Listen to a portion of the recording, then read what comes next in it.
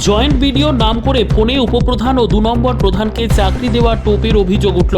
মালদার গাজলে একটি অপরিচিত নম্বর থেকে ফোন করে জয়েন্ট ভিডিওর নামে চেক ভাঙিয়ে গাজল 1 নম্বর গ্রাম পঞ্চায়েতের উপপ্রধান ও গাজল 2 নম্বর প্রধানকে চাকরির টোপ দেওয়ার কথা বলার অভিযোগ উঠল। ঘটনায় গাজল থানায় অভিযোগ হয়। গাজল 1 নম্বর অঞ্চলের উপপ্রধান প্রদ্যুৎ সর্দার জানান, একটি অপরিচিত নম্বরে গত মঙ্গলবার ফোন করে বলেন যে আমাদের গাজল বিডিও অফিসে 2টি ভ্যাকান্সি আছে, 25,000 টাকা স্যালারি দেওয়া হবে। এছাড়া বলেন যে আপনি যদি আমার সঙ্গে পার্সোনাল কথা বলতে চান সেটা বলবো। উপপ্রধান এই বিষয়ে কোনো রাজি হননি। এদিকে গাজল 1 নম্বর উপপ্রধান প্রদ্যুৎ সর্দার বুধবার গাজল থানায় লিখিত অভিযোগ জানিয়েছেন। এছাড়াও বলেন শাসক দলের একটি চক্রান্ত জাল, এভাবে বিরোধী দলদের গায়ে কালি লাগানোর চক্রান্ত চলছে বলে জানান।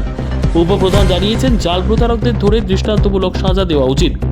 গতকাল ঠিক বেলা 12টা নাগাদ, 12টা সাড়ে 12টা নাগাদ একটা নাম্বার থেকে কল আসে হঠাৎ করে। সেখানে ফোন করলে তার পরিচয় দেয় জয়েন্ট বিডিও সাহেবকে।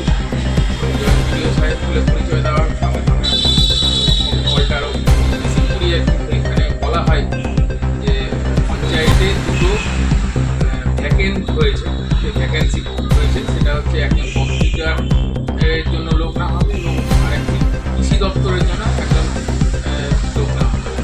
তো সেখানে বলা হয় যে বিভিন্ন ক্রাইটেরিয়াগুলো 18 থেকে 35 বছরের মধ্যে তাদের বেতন 26,000 থেকে 22,000 টাকার মধ্যে। পরবর্তীতে একটা অফার করে যে আপনি কি এইগুলো পার্সোনালি ডিল করতে চান কি না।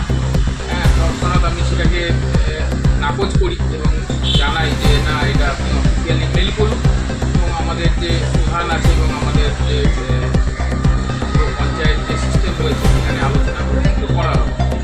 পরবর্তীতে আমি আবার জানতে পারি যে গাজল দিয়েও এইরকম ধরনের ফোন এসছে এবং পুরোটাই একটা ভুয়ো কল আসছে। এখন বিষয় হচ্ছে যে এই ভুয়ো কলটা কোথা থেকে আসছে বা কারাই করছে। এটা একটা সাইবার ক্রাইম তো অবশ্যই, তার সঙ্গে সঙ্গে বিরোধীদের একটা চক্রান্ত হতে পারে, যেখানে প্রধানদেরকে বা উপপ্রধান হিসাবে আমাদেরকে বিজেপির প্রতিষ্ঠানীতে যারা আমরা কাজ করছি তাদেরকে একটা কালিমালিপ্ত করার জন্য প্রক্রিয়া হতে পারে।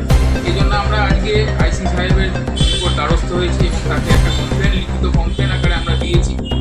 গাজল 1-এর পক্ষ থেকে আমি লিখিত কমপ্লেন দিয়েছি, সেখানে কমপ্লেন রিসিভ হয়েছে। দ্রুত যাতে এর একটা সঠিক তদন্ত হয় তার জন্য আমি আইসি সাহেবকে অনুরোধ করেছি পার্সোনালি এবং লিখিত আকারে সেটা দেওয়া হবে।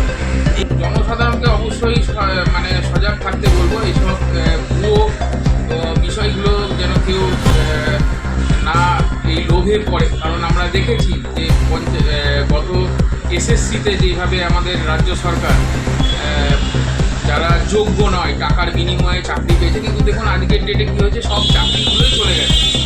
যারা যোগ্য ছিল, যারা যোগ্য ছিল না, পুরো প্যানেলটাই কিন্তু টাকার বিনিময় হয়েছিল বলে বাদ হয়ে গেছে। তো আমি বলবো যে এইরকম বিষয়ে কেউ পা দিবেন না। আগামী দিন স্বচ্ছতার সঙ্গে থাকুন, মেরিটের ভিত্তিতেই চাকরিগুলো হোক। এর জন্য আমরা সব সময় বলে এসেছি। আমাদের বিরোধী দলনেতা শুভেন্দু অধিকারী শুরু করে আমাদের যে রাজ্য সভাপতি রয়েছেন সুকান্ত মজুমদার, সকলেই আমরা এই বিষয়ে আন্দোলন করছি যাতে সুযোগ্য যারা যোগ্য রয়েছে তারা যেন চাকরিগুলো পায়। এরকম ভুয়ো কল বা ভুয়ো জিনিসে বা টাকার প্রলোভন দিয়ে চাকরি নেবেন, এটা একটা মানে বর্তমানে রাজ্য সরকারের একটা ট্র্যাডিশন হয়ে গেছে। আজকে গুচ্ছেখানে একগুচ্ছ মন্ত্রিসভার মন্ত্রীরা যেখানে দেখছেন যে আপনার কারাগারে বন্দী হয়ে রয়েছে। তো এই বিষয়গুলো থেকে সমস্ত বিশেষ করে বিজেপির প্রধান যারা রয়েছেন বা বিজেপির যারা কার্যকর্তা রয়েছেন তারা সজাগ থাকবেন।